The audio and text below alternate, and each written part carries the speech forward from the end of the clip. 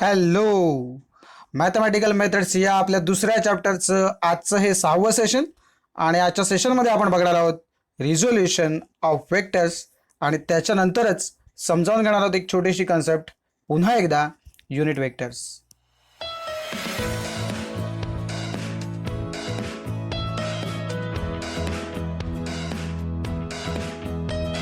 तर सुरुवातीला बघूया रिझोल्युशन ऑफ वेक्टर्सची डेफिनेशन.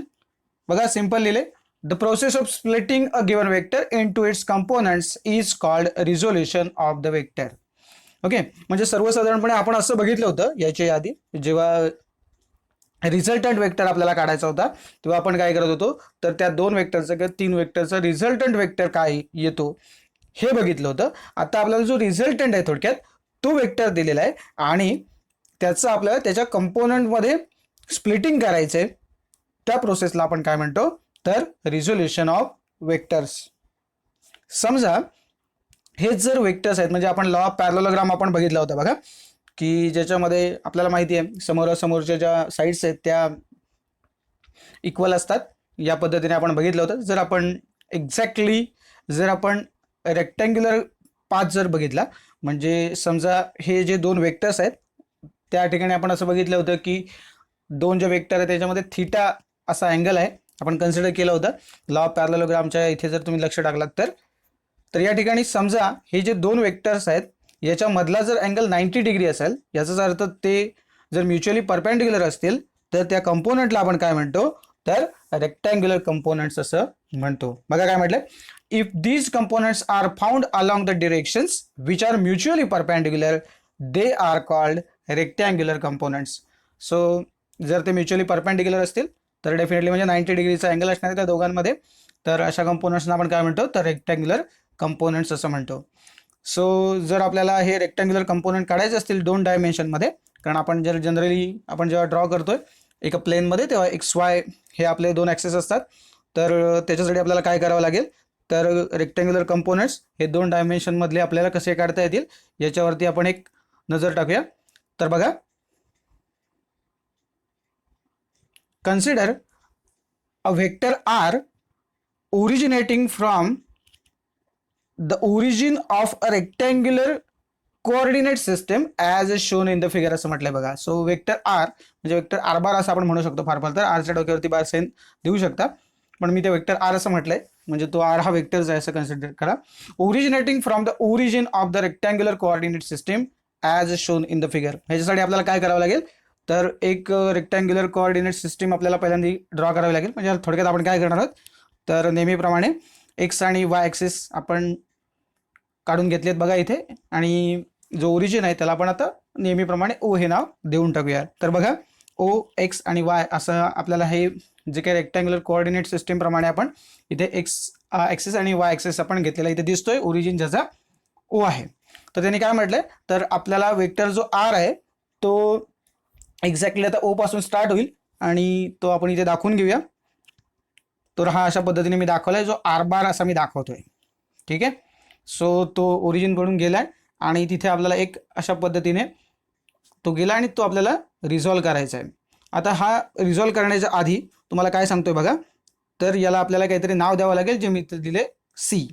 ओके, आणि सगळ्यात महत्त्वाची गोष्ट म्हणजे या दोन ठिकाणचा म्हणजे जो रिझल्टंट आहे आणि हा एक्स याच्यामधला अँगल जो तुम्हाला डायग्राममध्ये दिसतोय तो किती आहे, तर थीटा आहे. सो एकदम सिंपल कन्सेप्ट इथे क्लिअर झाली असेल तुम्हाला. आता आपण काय करणार आहोत बघा, तर एक परपेंडिक्युलर या सी पासून तुम्हाला दिसतोय बघा इथे दिले बघा, मेन्शन केले मी, drop perpendiculars from C that meet the X axis at A and Y axis at B. चुकून इथे ऑफ झालंय बघा, एक्स्ट्रा झालं इथे, ॲट बी असं कन्सिडर करा. Okay, Y axis at B. So इथे काय होईल, तर सी वरून आपल्याला काय करायचं, तर एक्स ॲक्सिस वरती परपेंडिक्युलर टाकावं लागेल. तिथला जो पॉईंट असणार त्याला आपण ए नाव देणार आहोत आणि वाय ॲक्सिस वरती जो आहे त्याला आपण काय देणार आहोत, बी हे नाव देणार आहोत. ठीक आहे, सो आपण ते परपेंडिक्युलर आहे ते इथे ड्रॉ करून घेऊया. हे बघा या पद्धतीने मी ड्रॉ करून घेतलेत.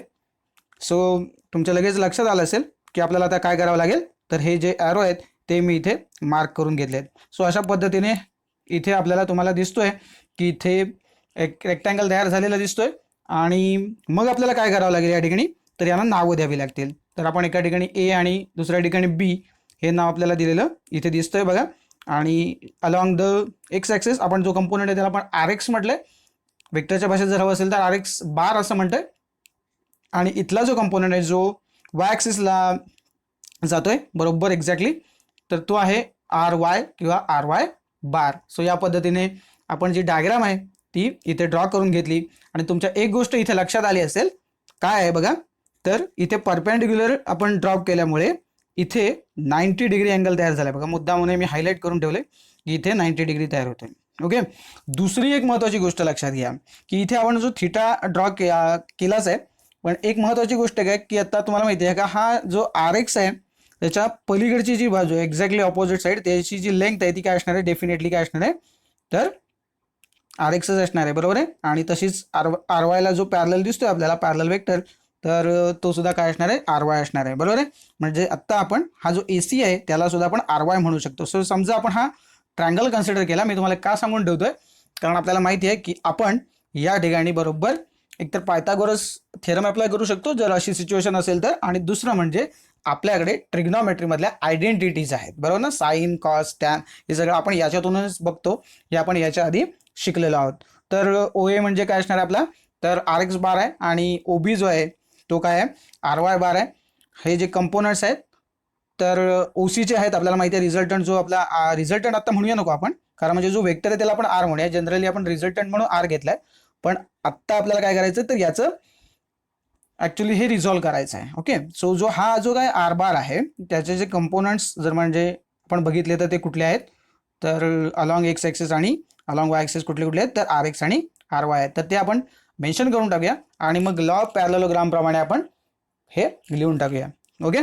तर बघा ओ ए इज इक्वल टू, जे आता मी तुम्हाला सांगितलं तेच लिहिलं आहे बघा स्क्रीनवर, O A is equal to R X bar and O B is equal to R Y bar are the components of O C along the X and Y axis respectively. Okay. So जर का आपण law of parallelogram आपण जो तिथे शिकलोय तो जर आपण वापरला तर या ठिकाणी काय होईल, तर R is equal to R X bar, बघा R bar is equal to R X bar plus R Y bar असं आपल्याला लिहायचं आहे. ओके. देअरफॉर आपण कसं लिहू शकतो, जर आपल्याला युनिट वेक्टरच्या फॉर्मॅटमध्ये जर पाहिजे असेल, आपण बघितलं होतं की मॅग्निट्यूड तीच, आणि हा जो आय कॅप आहे आपल्याला माहिती आहे की अलॉंग एक्स ॲक्सिस असेल तर जो युनिट वेक्टर आहे तो आय कॅपने दाखवतो, आणि वाय डिरेक्शनमध्ये असेल तर तो युनिट वेक्टर आपण जे कॅपने दाखवतो. आणि इथे आता झेड डिरेक्शन नाही आहे, बट अदरवाईज जर झेड डिरेक्शन असते तर तो के कॅप आहे बरोबर आहे. एक्ससाठी आय कॅप, वायसाठी जे कॅप आणि झेडसाठी के कॅप, हे 3 युनिट वेक्टर्स आपण जनरली वापरतो. याच्याबद्दल मी तुम्हाला युनिट वेक्टर्सची जेव्हा डेफिनेशन बघितली होती, मला वाटतं ते पहिलंच सेशन होतं आपलं या चॅप्टरचं, त्याच्यामध्ये हे मी मेन्शन केलं होतं. तर इथे पण आपण हे मेन्शन करून ठेवूया आता की आय कॅप आणि जे कॅप जो आहे, जे युनिट वेक्टर्स आहेत ते काय आहेत, तर along the X and Y axis respectively असं म्हटलंय आपण. And R X and R Y are the magnitudes of 2 components of R bar. Okay. So या दोघांमधला जो अँगल आहे तो आपण मगाशी म्हटला होता की एक्स ॲक्सिस बरोबर त्याने जो अँगल केला आहे तो आपण किती घेतला होता, तर त्याला आपण थिटा आपण दिलं होतं बरोबर आहे. सो ते पण मेन्शन करून ठेवूया. So let theta be the angle made by that R, जो आपला आर आहे रिझल्टंट बरोबर ना, किंवा आर वेक्टर जो आर आहे त्याचा आणि एक्स ॲक्सिस याच्यामधला जो अँगल आहे त्याला आपण काय दिलं होतं नाव, तर थिटा हे नाव दिलं होतं बरोबर आहे. तर त्याच्यामुळे जर ती डायग्राम तुम्ही एकदा पुन्हा बघितलीत मागे जाऊन तर तुमच्या लक्षात येईल cos theta is equal to आपल्याला काय लिहिता येईल. आता मी तुम्हाला ते सांगत बसणार नाही कारण आपल्याकडे फॉर्म्युले आपण हे ऑलरेडी शिकलोय बरोबर ना. So cos theta is equal to R X upon R. Okay. आणि त्याच्यामुळे मी कसं हे पुन्हा रिअरेंज करू शकतो, तर r x is equal to जर मला लिहायचं असेल तर काय होईल, तर हा जो आर आहे या ठिकाणी तो काय होईल, तर इकडच्या साईडला जाईल म्हणजे न्यूमरेटरमध्ये जाईल, आणि त्यामुळे r x is equal to काय होईल, तर आर कॉस थिटा. ओके. हा आर इकडे गेला म्हणजे आर कॉस थिटा झाला, आणि इकडच्या साईडला आर एक्स राहिला बरोबर आहे. So r x is equal to काय होईल, आर कॉस थिटा. त्याला पाहिजे असेल तर नंबर देऊन ठेवूया आपण, त्याला आपण इक्वेशन नंबर 1 म्हणतोय. आणि याच्यानंतर आपण काय करणार आहोत, तर पुढचा साईन थिटा पण आहे तो आपण लिहू शकतो. Sine theta is equal to R y upon r, आणि म्हणून r y is equal to काय करतो, अशाच पद्धतीने r y is equal to r sine theta असं आपल्याला लिहिता येईल बरोबर आहे. आणि तुम्हाला माहिती आहे बेसिकली की साईन थिटा आपण कसा लिहितो, कॉस थिटा कसा लिहितो बरोबर आहे. त्याच्यामुळे पुन्हा एकदा त्याच्या डिस्कशनमध्ये आपण जाणार नाही आहोत, पण तरीही पुन्हा एकदा थोडक्यात तुम्हाला सांगून ठेवतो. आर म्हणजे काय झाला, तो हायपोटेनस जो आपला आहे तो आपला डिनॉमिनेटरमध्ये कायमच राहतो. आणि कॉसच्या बाबतीत जर तुम्ही बघितलात तर जी ॲडजसंट साईड आहे, बरोबर आहे, म्हणजे कोणाच्या लगतची, मराठी मीडियमचे जे लोक आहेत बघा, बरोबर ना, लगतची बाजू आपण असं मला बरोबर ना, लगतची बाजू असं म्हणतो ॲडजसंट साईडला, तर तो कॉसमध्ये येणार आहे. आणि जर तुम्ही साईनमध्ये जर बघितलं तर तुम्हाला माहिती आहे साईनमध्ये काय असतं, ते ऑपोजिट साईड असते, म्हणजे कोणाच्या समोरील, ओके समोरील, बरोबर, समोरील बाजू आपण म्हणतो त्याला. आणि म्हणजे हे तुम्हाला लक्षात यावं म्हणून मी पटकन सांगतो. आता ते तुम्ही तुम्ही समजून घेऊ शकता, कारण हे तुम्ही सगळे शिकलायत याच्या आधी, त्याच्यामुळे फार काही अवघड नाही आहे. आता या दोघांना जर आपण नंबर दिले तर आपण काय करतो बघा पुढच्या स्टेपला, तर या दोन्ही इक्वेशनचा स्क्वेअर करणार आपण आणि नंतर ही दोन्ही इक्वेशन आपण ॲडअप करणार आहोत. ओके, सो दोन्ही गोष्टी एकदम करून टाकूया. स्क्वेअर पण करायच्या दोन्ही साईड्स, दोन्ही इक्वेशन्स, आणि दोघांच्याही लेफ्ट हँड साईडमध्ये लेफ्ट हँड साईड ॲड होईल आणि राईट हँड साईडमध्ये राईट हँड साईड ॲड होईल. सो पहिल्यांदा आधी मेन्शन करून ठेवूया, squaring and adding equations 1 and 2 we get. आणि मग आपल्याला काय मिळेल बघा. आता याच्यावरती नीट लक्ष द्या. हे जे इक्वेशन आहे ना, पहिलं इक्वेशन, याच्या राईट हँड साईडचा पहिला मी स्क्वेअर करून सांगतो तुम्हाला किती होईल. आर स्क्वेअर आणि कॉस थिटाचा स्क्वेअर लिहिताना आपण कॉस स्क्वेअर थिटा लिहितो, लक्षात घ्या. नाही तर तुम्ही कॉस थिटा स्क्वेअर करा. अर्थात आता तुम्ही मोठे झालात आणि तुम्हाला हे सगळं येतं आहे ट्रिग्नोमेट्री, त्याच्यामुळे तुम्हाला माहिती आहे हे कॉस स्क्वेअर आहे. Okay, so r square cos square theta आणि दुसरी टर्म त्याच्यात काय ॲड होईल, r square sine square theta. So left hand साईडला मी आता लिहितोय काय, तर r square theta plus R square sine square theta आणि इज इक्वल टू मग काय येईल, याचा स्क्वेअर काय होईल, सिम्पल आर एक्स स्क्वेअर आणि याचा आर वाय स्क्वेअर. सो लिहून टाकूया बघा. आर स्क्वेअर, हे बघा याचा स्क्वेअर काय होता, तर हा होता r square cos square theta plus याचा, म्हणजे बरोबर ना, ही जी राईट हँड साईड आहे ती ॲडअप करायला सांगितली मी तुम्हाला, स्क्वेअर केला आणि ॲड केले, बरोबर आहे. So plus R square sine square theta is equal to याचा square R x square plus याचा स्क्वेअर आर वाय स्क्वेअर. ठीक आहे. याच्यानंतर आता पुढे आपण काय करणार बघा, दोघांकडे आर स्क्वेअर कॉमन आहे, त्यामुळे तो आपण कॉमन वेगळा काढू शकतो आणि ब्रॅकेटमध्ये मी लिहितोय cos square theta plus sine square theta. Okay, बाकी या इक्वेशनमध्ये काही चेंज झालं नाही. आणखीन आपल्याकडे एक आयडेंटिटी काय आहे बघा, ट्रिग्नॉमेट्रीमधली एक सोपी साधी सरळ जी आयडेंटिटी आहे ती काय आहे, we know that cos square theta plus sine square theta is equal to 1.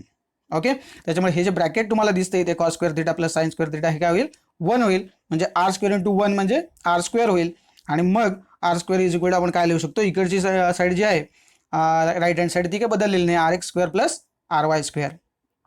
Okay, आणि मग त्याच्यानंतर आपण काय करू शकतो, तर जर तुम्हाला रिझल्टंट जर द्यायचा असेल तर कसा लिहू शकता, तर या सगळ्या ज्या ही जी काही टर्म दिसते आपल्याला, 2 टर्म्स आहेत ॲक्च्युली राईट हँड साईडला, या सगळ्याचा स्क्वेअर रूट घ्यावा लागेल. याचा वेगळा नाही करायचा आहे, इंटू असता तर एकत्र आला असता, बरोबर आहे ना.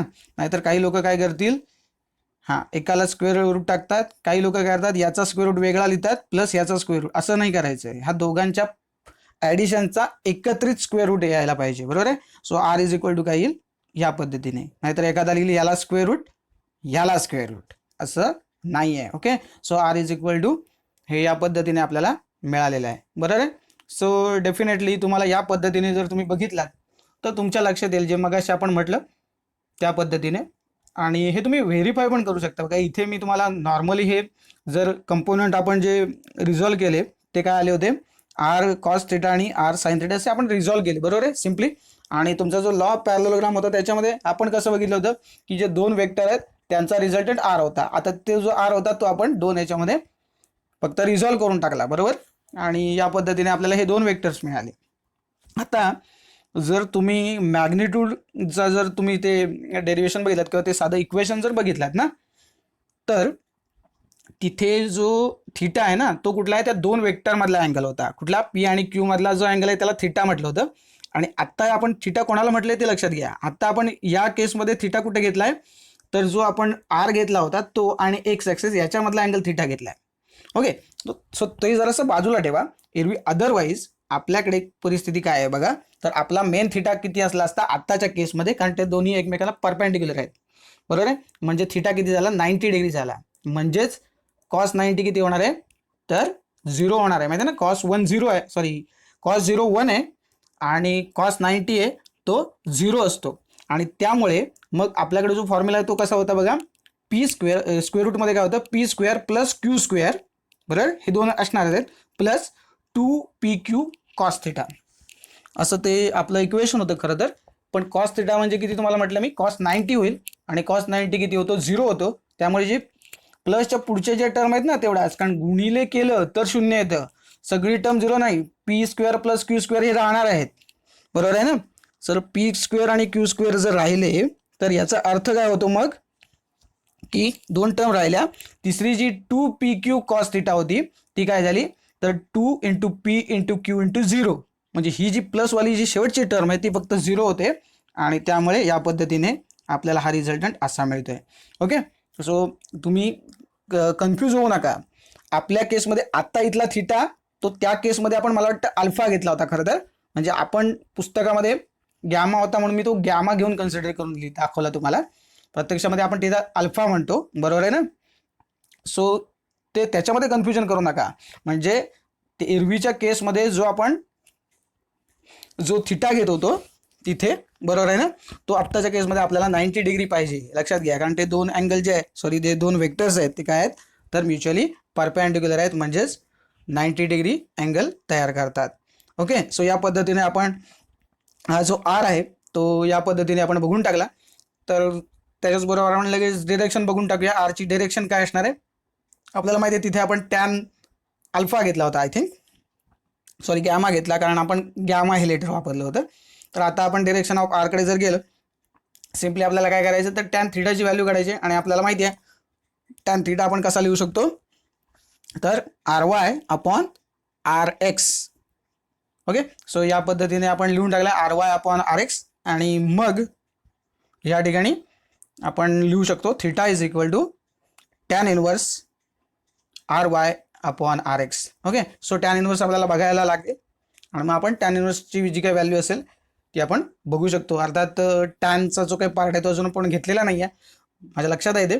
तर कॉस आणि टॅन एका सेशनमध्ये आपण घेऊया असं मी तुम्हाला म्हटलंय, तर आपण घेऊ ते नंतर. सो सिमिलरली आपण काय करू शकतो, जर हे 2 डायमेन्शनच्या केसमध्ये आपण जर असं लिहू शकत असू, तर डेफिनेटली आपण 3 डायमेन्शनची जर का केस असेल तर डेफिनेटली ते सुद्धा लिहू शकतो. सो ते पण मेन्शन करून ठेवतोय बघा. Similarly we can write the rectangular components of r along the x y and z axes of the rectangular cartesian coordinate system in 3 dimensions. मग तेव्हा काय होईल मात्र इथे, तर सेम कंडिशन, आता जो आपण आर काढला होता तो कसा आला होता मॅग्निट्यूड वाईज, तर square root of R x square plus R Y square, बरोबर ना. आर एक्स स्क्वेअर आणि प्लस आर वाय स्क्वेअरचं स्क्वेअर रूट होता. आता जर 3 डायमेन्शनल असेल तर मग काय होईल, तर या ठिकाणी स्क्वेअर रूटमध्ये R x square plus R Y square plus R Z square असं ते राहणार आहे, बरोबर ना, 3 डायमेन्शनमध्ये. आणि अशा पद्धतीने तुम्ही ते ऑब्टेन करू शकता. तर याच्यानंतर मी तुम्हाला तो युनिट वेक्टरचा जो कन्सेप्ट आहे ना तो क्लिअर करण्यासाठी ते एक गणित सोडवून दाखवतोय. पुस्तकामध्ये पण दिले, पण त्याच्यापेक्षा थोडंसं वेगळं मी घेतोय, म्हणजे जेणेकरून तुम्हाला स्क्वेअर रूट आणि हा जो विषय असतो ना तो थोडासा आणखीन क्लिअर होईल याच्यासाठी मी ते घेतोय. आणि मग त्याच्यानंतर याच्यावरती बेस्ड एक तुम्हाला न्यूमेरिकल सोडवायला येतो. इथे तुम्हाला युनिट वेक्टर म्हणजे काय आहे ना हे नीटसं कळून जाईल. तर बघा ते आजचं न्यूमेरिकल जे आहे ते काय आहे, find a unit vector in the direction of vector 2i cap plus 4j cap. म्हणजे आपल्याला काय सांगितलंय, तर 2i कॅप आणि 4j कॅप हा जो काही वेक्टर आहे याच्या डिरेक्शन मधला आपल्याला युनिट वेक्टर कुठला आहे तो काढायचा. युनिट वेक्टरची व्हॅल्यू जी आहे ती काढायची. युनिट वेक्टर म्हणजे मी तुम्हाला सांगितलं की तो डिरेक्शन देतो आणि त्याची मॅग्निट्यूड किती असते, 1 असते, आणि म्हणून त्याला युनिट वेक्टर असं म्हणतात. ओके, सो आपल्याला क्रॉस चेकसाठी पण त्याचा वापर करता येईल. नंतर मी तुम्हाला दाखवेन नंतर की ते क्रॉस चेक कसं करता येते. तुम्हाला ते क्रॉस चेक करून दाखवायचं नाही, पण ते तुमच्या माहितीसाठी की तुम्ही काढलेला जो युनिट वेक्टर आहे तो बरोबर आहे की चूक आहे ते तुम्हाला त्याच्यावरून क्रॉस चेक करता येईल. तर सध्या आपल्याला जे युनिट वेक्टरची जे डेफिनेशन आपण बघितली होती पहिल्या सेशनमध्ये त्याच्यानुसार मी ते तुमच्या समोर ठेवतो फॉर्म्युला. तर काय आहे, तर आपण जो काही वेक्टर आपल्याकडे आहे तो ठेवून घ्यायचा आहे, डिवायडेड बाय करायचं आहे काय, तर मॉड ऑफ ए बार, म्हणजे मॅग्निट्यूड थोडक्यात आपल्याला त्याची घ्यायची आहे. काही ठिकाणी असंही लिहिलेलं असतं बघा की ए बार अपॉन ए, म्हणजे फक्त काय करायचं तर ए ची आपल्याला मॅग्निट्यूड घ्यायची आहे.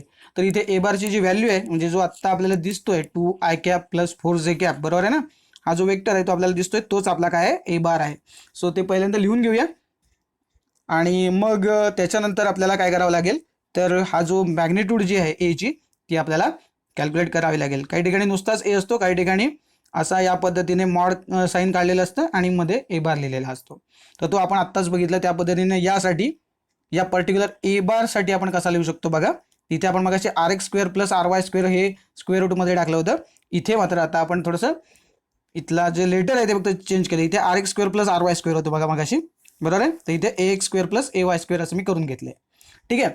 हे मी तुम्हाला का सांगतोय, कारण की समजा परीक्षेमध्ये तुम्हाला या वेक्टरला काहीतरी नाव असेल, समजा बी बार असेल, तर तुम्ही इथे मग हे बी लेटर वापरा. किंवा समजा इथे या वेक्टरला समजा आर बार म्हटलं असेल तर इथे तुम्ही r x square R Y square अशा पद्धतीने ते लेटर बदलू शकता. याच्यासाठी फक्त मी तुम्हाला हे सांगून ठेवतो. सो लेटर जर असेल तर आता इथे काहीच दिलं नव्हतं, आपण ए कन्सिडर केला, बरोबर आहे ना. हां, कारण ए नावाने ए या अक्षराने ज्यांचं नाव सुरू होतं ती मुलं हुशार असतात असं मी ऐकलंय आणि खरंही आहे ते. आणि त्याच्यामुळे हे आपण ए लेटर घेतलं आणि सुरुवातीचं ते अक्षर आहे म्हणून. ओके. तर बघा इथे आपल्याला काय करता येईल, तर ही जी काय मॅग्निट्यूड आहे ती काढण्यासाठी मी काय करतोय, तर आपल्याकडे ए x square plus a y square, तर आपल्याला माहिती आहे की एक्स डिरेक्शन मधला जो कंपोनंट आहे तो त्याचा युनिट वेक्टर आय असणार आहे, बरोबर आहे ना. म्हणजे याचाच अर्थ जो एक्स ॲक्सिस मधला जो तुमचा कंपोनंट आहे त्याची मॅग्निट्यूड किती असणार आहे, तर 2 असणार आहे. आणि वायची आहे ती जे काय बरोबर आहे तो अंक म्हणजे वाय डिरेक्शन मधला आहे, बरोबर आहे. सो मी कसं लिहू शकतो बघा, हे बघा इथे ए एक्स स्क्वेअरच्या ऐवजी मी ए एक्सची व्हॅल्यू किती टाकली 2 आणि ए वायची किंमत टाकली 4. So 2 square plus 4 square. Okay. समजा इथे मायनस वगैरे जरी असता ना तरी काय झालं असतं, मग -4चा स्क्वेअर झाला असता, तरी हिशेब काय झाले असतं, तर सिम्पली इथे हे प्लस साईन तिथेच राहिलं असतं, बरोबर आहे ना. आणि कंसात मला असतं -4 स्क्वेअर, म्हणजे -4चा स्क्वेअर पण काय असतो, प्लसच असतो. त्याच्यामुळे शेवटी बेरीजच झाली असती, भले तो मायनस असता किंवा प्लस असता. ओके.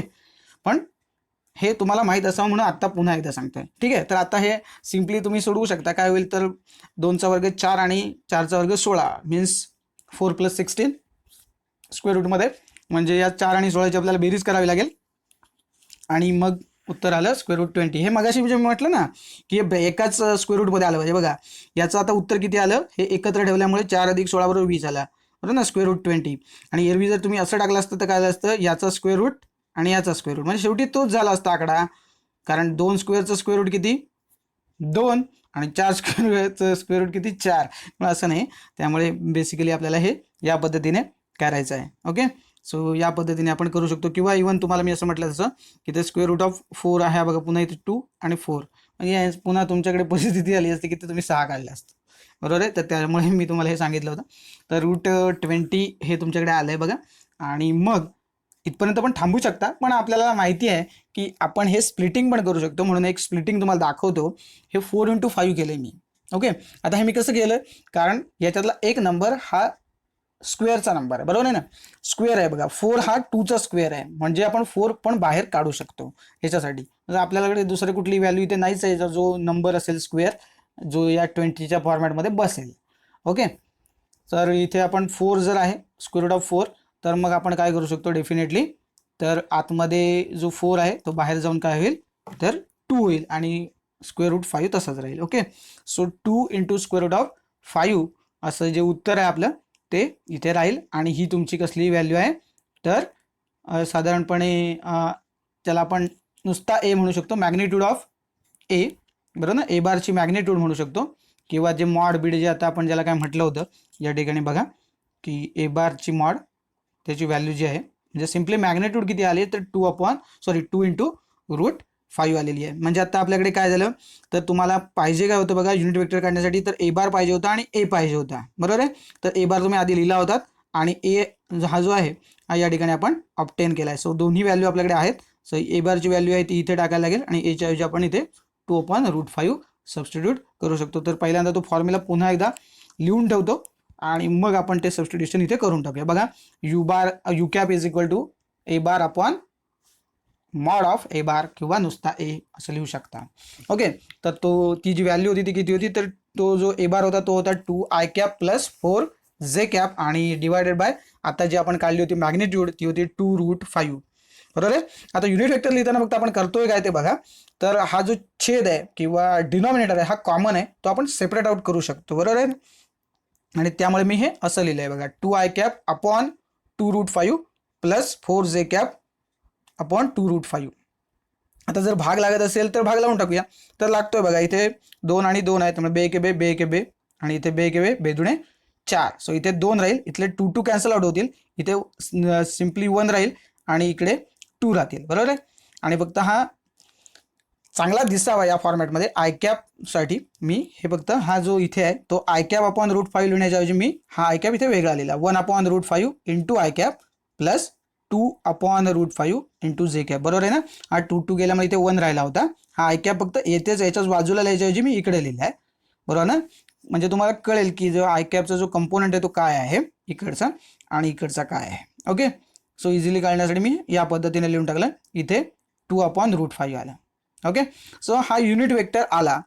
आता मी मगाशी म्हटलं तुम्हाला युनिट वेक्टर म्हणजे काय की ज्याची मॅग्निट्यूड किती असते तर बेसिकली 1 असते. बरोबर आहे ना. तो त्याच डिरेक्शन जो आपल्याला वेक्टर दिलाय त्याच डिरेक्शन मधला वेक्टर असतो, फक्त त्याची मॅग्निट्यूड किती असते 1 असते. म्हणजे त्या दिलेल्या मॅग्निट्यूडला जर आपण या युनिट वेक्टरने मल्टिप्लाय केलं तर आपल्याला तो पहिला वेक्टर मिळून जाईल. सो क्रॉस जर चेक करायचं असेल तुम्हाला तर कसं करता येतं हे मी तुम्हाला दाखवतो. हे मी तुम्हाला मांडून दाखवते. तुम्ही हे मनातल्या मनात सुद्धा क्रॉस चेक करू शकता किंवा कच्चं करून बघू शकता आणि मग तुम्हाला कळेल की आपण जे उत्तर काढलं युनिट वेक्टरचं ते बरोबर आहे की चूक आहे. ओके. सो हा फक्त हे टॅलीसाठी आहे, ते तुमच्या समाधानासाठी, हे तुम्हाला परीक्षेत लिहायचं नाही आहे. मी फक्त तुम्हाला क्रॉस चेक कसं करता येऊ शकतं ते दाखवतोय. सो एक नजर टाकूया आत्ताच्या या व्हेरिफिकेशनच्या मेथडवरती. तर बघा आपल्याकडे हे ए बार वगैरे जी काय होती ना ही व्हॅल्यू जी मॅग्निट्यूडसाठी, तर ही मॅग्निट्यूड हा आत्ताचा जो युनिट वेक्टर आहे ना आता याची आपण काढून बघूया याची 1 येते की नाही. ओके. सो जर याची आपल्याला जर काढायची झाली तर कसं आपण लिहू शकतो बघा. तर इथे एक्सची व्हॅल्यू आपल्या भाषेत काय आहे तर 1/√5 आहे, ती टाकली मी. आणि ए वायची व्हॅल्यू आहे 2/√5. बरोबर आहे. यांचं स्क्वेअर करायचं आहे. आता इथे काय होईल बघा. तर या ठिकाणी याचा स्क्वेअर होताना 1चा स्क्वेअर 1 होईल आणि √5चा स्क्वेअर होताना इथलं स्क्वेअर रूट निघून जाईल म्हणजे हा 1/5 होईल. आणि इथे काय होईल 2चा स्क्वेअर म्हणजे इथे काय होईल 4 होईल आणि इथलं स्क्वेअर रूट निघून जाईल म्हणजे हा 4/5 होईल आणि हा 1/5 होईल. ओके. सो तर ते आपण इथे लिहून टाकलं √1/5 प्लस 4/5 म्हणजे उत्तर किती येईल तर √5/5 माहिती ना. जर डिनॉमिनेटर सेम असेल तर आपण न्यूमरेटरची बेरीज करतो, सम घेतो. सो 4 1 किती होतील 5. सो 5/5 म्हणजेच किती तर 1 म्हणजे √1 म्हणजेच किती 1. सो या पद्धतीने तुमच्या लक्षात आलं बघा की इथे आपण जो काही वेक्टर काढला होता ना हा युनिट वेक्टर म्हणून तर त्याची मॅग्निट्यूड 1 आली आहे म्हणजे हे उत्तर बरोबर आहे असं तुम्ही क्रॉस चेक करू शकताय. तर असंच मी तुम्हाला एक न्यूमेरिकल देतो आणि तुम्हाला मी सांगतो की तुम्ही त्याचं जे युनिट वेक्टर आहे तो ऑब्टेन करा. आणि क्रॉस चेकिंग जे असेल ना ते तुम्ही काही उत्तरामध्ये लिहिण्याची गरज नाही, तुम्ही कच्चं लिहून घेऊ शकता. आपल्याला जर परीक्षेमध्ये जर युनिट वेक्टर काढायला सांगितला तर तुम्ही इथे येऊन थांबा आणि काय म्हणा this is the required unit vector, इथे थांबाल तुम्ही. ओके. क्रॉस चेक जे आहे हे फक्त तुमच्या माहितीसाठी दिलेलं आहे. हे तुम्ही मनातल्या मनात पण करू शकता. बघा इथे आल्यानंतर याचा स्क्वेअर मी केला मनातल्या मनात, हा आला 1/5 प्लस हा आला 4/5 म्हणजेच 5/5 म्हणजे 1. ओके. म्हणजे प्रॉब्लेम नाही, हे तुम्हाला इथल्या इथे कळून जाऊ शकतं. त्यामुळे ते करून पण कच्चं बघायला पाहिजे असं काही नाही आहे. ओके. तुम्ही मनातल्या मनात तुम्ही हुशार आहेत त्यामुळे करून बिंदास टाकाल याची मला खात्रीच आहे. आणि आता त्याच्यामुळे आता लगेच मी तुम्हाला ते होमवर्कचं जे न्यूमेरिकल आहे ते तुमच्या समोर ठेवतो आणि मग त्याचा जो युनिट वेक्टर आहे तो पटकन तुम्ही काढाल. सो बघा आजचा होमवर्क काय आहे.